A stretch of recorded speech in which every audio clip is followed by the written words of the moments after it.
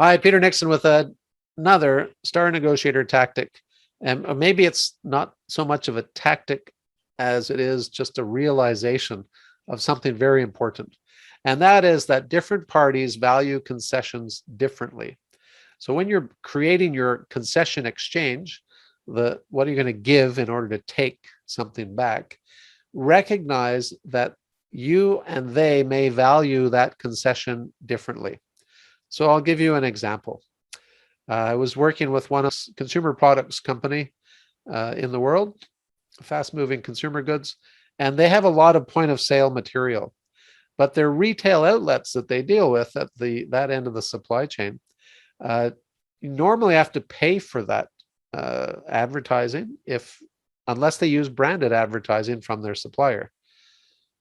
Now, the FMGC company tends to push that point of sale marketing stuff down through the channel and it comes out of commonly a different budget, which means it can be often given away for free.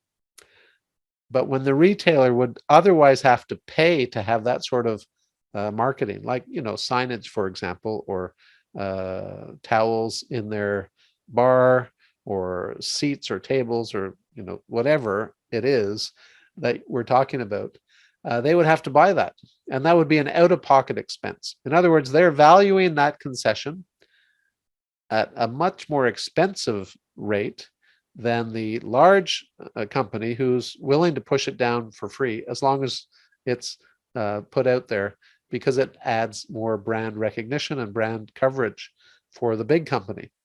Whereas the retailer simply says, well, this is great.